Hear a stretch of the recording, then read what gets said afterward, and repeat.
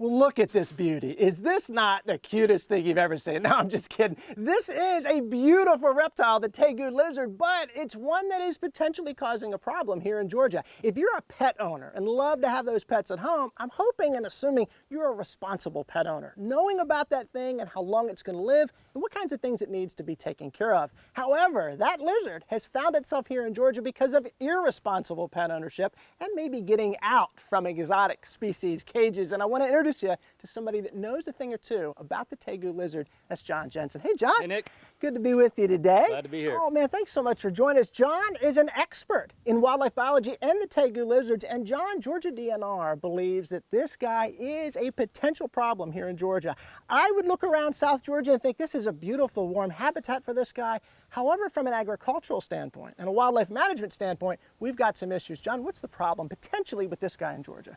Well, absolutely. This is a non-native species. It's native to South America, so it's adapted for that part of the world, and the animals that are there are adapted to deal with it there. Okay. Our wildlife is not adapted to deal with it, and we're really concerned that it existing on our natural landscape is going to be problematic to a lot of our species, including game species, as well as some of our endangered species, and even farmers have a reason to be concerned. So are they eating baby animals? Are they eating, what kind of things are they feeding on? So they're considered omnivores. They eat plant and animal matter.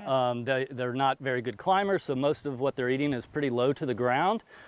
Strawberries would probably be the crop that's somewhere around here that would probably be most impactful for farmers.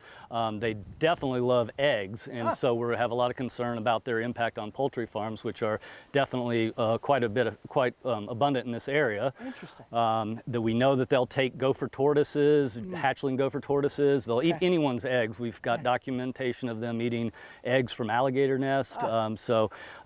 Anything that they can reach, they can probably eat. So being able to understand these guys and study their patterns and their behaviors is going to be really important. And what I want to talk about is that potential impact on the ag fruit industry, the chicken industry. And I want to talk next, John, about what Georgia DNR is doing about this guy and how you're studying it. Because literally, John, how old of a problem is this? Has this been decades or how old?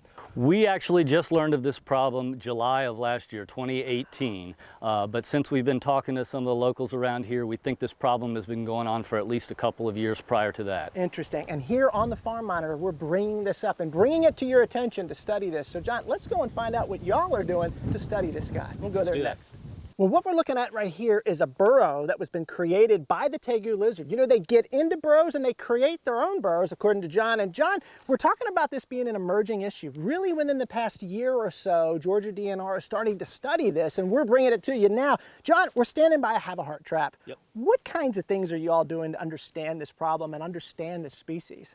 Well, we're trying to figure out, first of all, where all they occur in Georgia. Okay. We've got about 20 different sightings from folks, and from that information, ideally they've got a photo that verifies what it is. Okay. And we've gotten quite a few of those. Okay. Then we go to the sites and look for tracks, look for some kind of evidence about exactly where the habitat they're using. Okay. And we're setting out traps in order to learn something about the population, how many there are, what kind of sex distribution there is, while at the same time trying to eradicate these animals. So any animals that we catch, we euthanize. Okay. And at this site, we've caught 6 different individuals at this using this burrow, presumably. Interesting. So you're putting the trap out, and to get these things into the trap, how you baiting them? We're baiting them with raw eggs. We crack one egg right at the entrance to get the smell there, and then put a whole one in the back. Okay. Eating those eggs and doing those kind of things. And John, we're standing in an ideal habitat, just kind of early successional overgrowth with honeysuckle and wild grape, and this is where they love to live.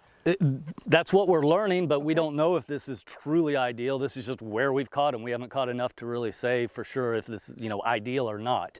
We do work a lot with the Florida Fish and Game folks who have been dealing with 3 populations of their own down in South Florida and have been dealing with it for a longer time than we have. So we're getting a lot of good information from them. They're using a little bit different habitat there than they are here, which isn't surprising because that's South Florida and we're Georgia. Yeah. But yes, what we're learning is they seem to like these thicket areas and usually near some kind of burrow. Yeah. Whether they made it themselves or whether they're taking up burrow that some other animal made. Well, if you're sitting at home wondering, what can I do to help Georgia Department of Natural Resources with this invasive species and impact in a positive way agriculture, John, what would you say?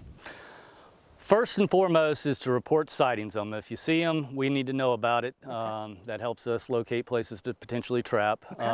Ideally, get a photograph of them. Each individual has a unique pattern, so we can match up photos and see if we're looking at the same animal or different animals from a particular area, so that's really beneficial. Which is so cool, not to interrupt you, that pattern, like a zebra, that different pattern, you can tell, oh, that's Bob over there, we've seen him before or whatever. Go ahead, sorry, that's cool. No. And certainly if you're a landowner that has them on your property and you have a way to safely and humanely dispatch of them, we encourage that. We're euthanizing those that we trap. We're trying to reduce and ideally eliminate this population. Yeah, and it all starts with responsible pet ownership, I think, too. So these guys, if they were someone's pet, knowing how big they get, knowing what they eat, and knowing what kind of care they need is going to hopefully prevent someone from giving up and saying, I'm turning this thing loose back out in the wild. John, I hope you've enjoyed it as much as I have. Absolutely. Thank you so much. I know y'all have enjoyed this too. And y'all, you just finished watching the 60th Ranger Nick segment. Can you believe it? You put up with me for 60 segments. Thanks so much. I can't thank you enough. I enjoy this every month. We're going to do another 60. While you're hopping around online, checking out the Georgia Farm Monitor Facebook page, check out the Ranger Nick Facebook page and see what I got going on in my classes. It's summer, a little bit quieter during the summer. We got good stuff going on. And until next time, for the Farm Monitor, John, as I always say, I'm Ranger Nick, reminding you that enthusiasm is contagious. So pass it on. Y'all, thanks so much for watching. We'll see you right back here again next month. See ya.